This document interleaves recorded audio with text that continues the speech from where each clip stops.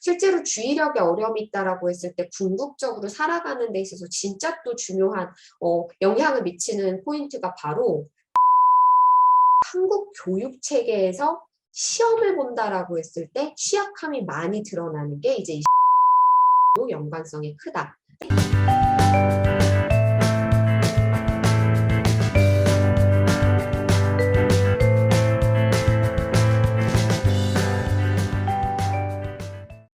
그럼 이제 우리가 산만함에 대한 주의력에 대한 가장 중요한 굵직한 용어 ADHD와 ADD를 살펴봤다면 이제 이것도 좀 살펴보려고 해요. 정말 궁극적인 주의력으로 좀 파고 들어가 볼 건데 주의력에 대해서 시청각과 관련된 주의력 그리고 주의력이 어떤 형태로 나타나는지 이제 4가지 주요 주의력을 좀 간단히 설명을 드릴 건데 어머님들이 이건 들으면서 내 아이를 꼭 상상해 주세요.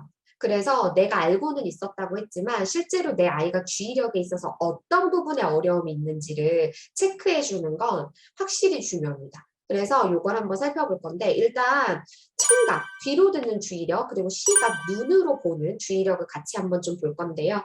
청각 주의력 하면 이제 떠오르는 거 뭐 있어요? 뭐 대화 나누는 거? 그죠? 뭐 이름 불렀을 때 반응 안 하는 거 이거 진짜 대표적이죠. 네. 그리고 분명히 지시를 줬는데 아이가 지시를 잘 이해하지 못하는 이런 부분들. 그래서 사실 청각주의력은 귀로 들리는 정보에 대한 주의력이고 아이들이 시각주의력을 발달시킨다라고 했을 때는 뭐 사실 숫자나 글자 그리고 도형, 모양에 대한 이해들을 같이 수반하기 때문에 결국에는 조금 더 인지적인 부분들까지도 포함하고 있어요. 그래서 주의력이 발달한다라고 했을 때는 이제 청각주의력이 상대적으로 좀 더 먼저 발달하기 시작하고요. 그래서 이제 대부분 영유아 초기에 내 아이가 산만한 게 아닐까? 왜 그러지? 라고 고민하는 포인트들이 이런 청각주의력과 관련된 게 많고요. 그 부분들이 이제 계속 놓쳐지면 청각주의력부터 내 아이가 계속적으로 뭔가 쌓여가는, 어려움이 쌓여가는 이런 단계들이 펼쳐지는데 지금 보면 뭐 떠오르시는 것들 좀 있어요. 여기 지금 보면 한 가지 빠지면 이름을 몇 번 불러도 듣지를 못한다. 그리고 이제 청각주의력에 어려움이 있을 때 대화가 원활하게 틱톡, 택톡 주고받아지는 것 같지 않아요. 그래서 내가 뭔가 질문을 해도 동문서답하는 느낌 들 때가 좀 많고요. 내가 지금 뭔가 얘기를 하고 있는데도 자기가 할 얘기가 떠오르면 네, 청각적 주의력, 상대방이 얘기하고 있는 것 주의를 기울이면서 나를 조절하기보다는 청각적 주의력, 이게 그냥 흘러가기 때문에 내가 하고 싶은 얘기 그냥 자연스럽게 나옵니다. 그래서 사실 주의력에 어려움이 있다라고 했을 때 학습과 관련돼서 더 많이 대두되는 게 사실이기는 하지만 실제로 주의력에 어려움이 있다라고 했을 때 궁극적으로 살아가는 데 있어서 진짜 또 중요한 영향을 미치는 포인트가 바로 대화, 사람과의 관계, 사회성 그리고 상대방이 대화를 하면서 어떤 맥락으로 어떤 정서를 보이는지를 읽는 걸 놓치기 때문에 공감이나 타인의 정서에 대한 이해에 어려움도 동시적으로 일어나게 돼요. 그래서 이런 부분들은 청각적 주의력, 대화, 사회적 관계, 정서 발달 하고도 쭉 연관이 되어 있다라고 이해를 해보시면 내 아이가 컸는데도 불구하고 다소 독단적이거나 이기적이라고 느낄 때 충분히 여기에 대해서는 엄마를 공감하고 위로해줘야 되는데 내 아이가 그러지 못하는 것 같아서 야속하고 이해가 되지 않을 때 그게 사실은 이런 청각주의력의 특성 여기서부터 놓쳐진 것들이 그 다음 발달, 더 중요한 발달들에 이렇게 격가지로 영향을 미쳐서 나타나는 행동 결과물이다라고 이해를 해주시고 해석을 해주시면 아 얘가 일부러 그랬던 건 아니구나 라는 것들로 조금은 아이를 바라보는 해석의 관점이 바뀌지 않을까 싶고요. 그 다음 이제 시각주의력이요. 시각주의력은 눈으로 보는 정보에 대한 어떤 주의력인데 아까도 얘기했지만 뭐 문자나 숫자 그리고 도형이나 공간에 대한 이해들이 영향을 많이 미치는 주의력이에요. 그래서 이제 대부분 이런 시각적 주의력은 이제 나중에 뭐 숫자를 배우거나 글자를 배울 때 정말 많이 등장하죠. 그러니까 되게 사소한 것들인데 잦은 실수가 많아요. 아 하고 점 하나만 찍으면 야잖아요. 요거 변별이 안 된다거나 아니 뭐 안에다 찍으면 어고 바깥에다 찍으면 아잖아요. 요런 아주 작은 차이들이 시각적으로 주의를 기울여서 세심하게 인식돼야 되는데 놓쳐지는 경우가 많고 요거 전에 이제 어머님들이 보고하시는 어려움 중에 하나는 뭘 찾아라고 할 때 잘 못 찾아요. 눈앞에 바로 있는데도 잘 못 찾아요. 시각적으로 내가 무엇을 찾아야 된다라는 목표를 설정하고 정말 필요한 예를 들어 뭐 휴지를 찾아야 된다. 그럼 휴지의 이미지를 머리에다 딱 두고 휴지 매칭시키면서 딱 선별해서 찾아야 되는데 그런 부분들 실제로 생활 속에서 어려움이 많습니다. 그리고 이제 학업적으로는 아까 얘기한 것처럼 뭐 아주 작은 부분에 있어서 세심함을 놓치다 보니까 6, 9 뒤집힌 거잖아요. 헷갈리고 더하기 빼기 헷갈리고 그래서 연산 잦은 실수 나오고요. 동시에 이제 또 지문 이해하는 거 놓쳐지죠.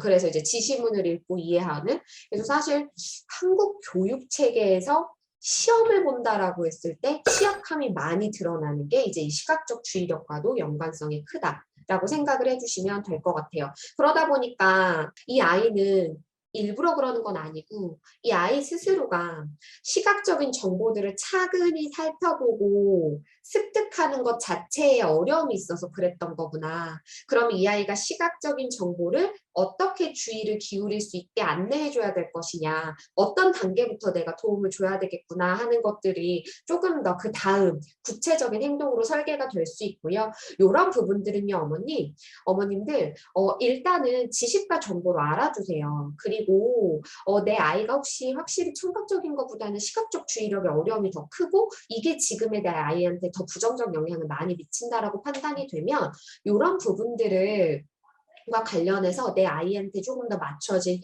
개별화된 훈련 과정들을 조금 더 전문적인 인력들과 함께 논의해서 설계할 수 있다라는 거. 그런데 이거를 엄마가 알고 있는 것과 모르고 있는 건 분명히 다르고요. 알고 있으면 이런 것과 관련된 지식과 정보를 바탕으로 더 나은 행동 설계를 다른 전문가들과도 함께 할 수가 있어요. 그래서 꼭 기억하고 이런 정보들을 통해서 내 아이를 잘 이해해 주셨으면 하고요. 그럼 이제 요 다음으로 4가지 주의력 유형 한번 좀 살펴볼 건데 일단 초점 주의력, 선택 주의력, 지속 그리고 전환인 건데 자 한번 이제 보겠습니다. 이제 초점 주의력이라는 건 내가 지금 수행해야 되는 한 가지 과제에 이렇게 초점을 맞춰서 집중할 수 있냐는 건데 왜 아이들이요 문제 풀자 뭐 수학 문제 풀자 이거 진짜 제일 흔한 건데 그리고 뭐 색칠하자 아니면은 지금 뭐 해야 돼? 라고 했을 때 딱 해야 되는 그 한 가지 지금 해야 되는 이 한 가지 과제에 딱 들어오기까지 너무 힘들죠. 초점을 맞추는 데까지가 너무 오래 걸려요. 이 초점주의력. 그래서 뭐 색칠하기 시간에 색칠하기 활동을 시작을 해줘야 되는데 색칠하기 활동에 내가 딱 핀을 받기까지가 오래 걸리는 거. 그 다음에 선택적 주의력은 뭐냐 하면 나한테 주의를 뺏어갈 자극이 주변에 너무 많아요. 지금 제가 이렇게 강의를 하면서도 밖에 아이들 지나가는 소리 들리고 앞에 뭐 움직이는 거 있고 이렇게 되면 저도 강의를 하면서 이렇게 보게 되고 무슨 소리야? 이렇게 될 수 있죠. 근데 제가 지금 밖에 들리는 소음, 앞에 움직이는 거 아무 관심 없고 아무것도 없는 것 마냥 화면만 보고 지금 강의에 집중해서 하고 있잖아요. 이게 바로 초점주의력이에요. 주변에 나를 흐트러뜨리는, 나의 주의력을 흐트러뜨리는 다양한 자극들이 있음에도 불구하고 거기에 최대한 영향을 받지 않고 내가 해야 될 것에만 계속 핀을 받고 있는 거. 그리고 이게 돼야 다른 자극의 주의력이 흐트러지지 않고 내가 초점을 맞춘 것에 계속 선택해서 지속이 돼야 뭐가 돼요? 주의력이 지속돼서 내가 해야 되는 과업을 마무리 지을 수 있는 거예요. 그래서 지금은 굳이 제가 설명을 하려고 이걸 이렇게 끊어서 얘기를 했지만 사실 초점을 맞추고 다른 자극에 방해받지 않고 나를 지키면서 이 초점을 계속 유지해서 과업을 끝내는 거. 이게 초점, 그 다음에 선택, 그리고 주의력 지속. 이게 쭉 한 세트로 연결되어 있는 거고요. 내 아이는 주로 어디에 어려움이 있는지 이건 아이들마다 조금 달라요. 예를 들면 뭐 총체적으로 다 난국일 수도 있지만 막상 하면 그래도 주의 지속은 좀 되는데 초점을 맞추기까지가 너무 어렵다 일 수도 있고요. 하라고 하면 일단 와서 앉기는 하는데 하면서 계속 끊임없이 딴짓을 하는 것 같고 집에 일어나는 모든 일을 참견한다고 하죠. 그래서 내가 막 별거 다 참견하느라고 자기가 해야 될 거 못한다라는 건 이제 선택주의력에 더 영향력이 어려움이 있을 수 있는 거고 그리고 조용한 산만합니다. 아까 주의력 자체에 어려움이 있다라고 했을 때 이제 주의력 지속 상당히 어려울 수 있어요. 그래서 계속 앉아는 있는데 내적으로는 망상하고 있거나 공상하고 있거나 그죠? 다른 거 머릿속에 그리고 있는 경우에도 분명히 선택적주의 그리고 지속력에 어려움이 있을 거다라는 거. 그리고 이제 전환주의력은 뭐냐면 활동과 활동 혹은 내가 해야 되는 어떤 과제와 과업들이 한 가지만 하루 종일 몇 년간 반복되는 게 아니라 하루에도 수십 개가 연결되어 있잖아요. 그래서 A라는 활동을 하고 났으면 이걸 마무리 짓고 B라는 활동으로 적절히 주의가 전환돼야 돼요. 그런데 때때로 내 아이는 내가 좋아하는 것만 본인이 좋아하는 것만 계속하고 B라는 활동을 해야 될 때는 주의를 전환시키지 못할 때 이 전환 주의력은 때때로 엄마들이 좀 헷갈리는 게 아이가 좋아하는 건 잘하는데 그 다음의 것들에 있어서 반응이 잘 나오지 않을 때 네, 근데 이제 특히 그게 뭐 책 읽기라든지 대부분 어른들 입장에서 좀 긍정적이다라고 평가될 수 있는 행동에 아이가 집중력을 발휘하는데 그 다른 걸로 넘어가야 될 때는 잘 안 될 때, 요때에 이제 아까 제가 얘기했던 주의력이에요, 집중력이에요 라고 이제 궁금했던 고민하는 포인트들이 여기서 또 많이 나오게 돼요. 그래서 우리가 오늘 주의력을 이야기를 집중적으로 하지만 어찌됐건 이런 얘기들을 들으면서 내 아이의 전반적인 특성들을 같이 조금 더 분석하고 이해한다 라고 생각하고 아이의 모습을 그리시면 좋을 것 같고요. 여기까지가 이제 아주 중요한 주의력에 대한 기본적인 이론과 지식이었어요. 그러면 우리가 이제 이 주의력을 다뤄봐야 될 거잖아요.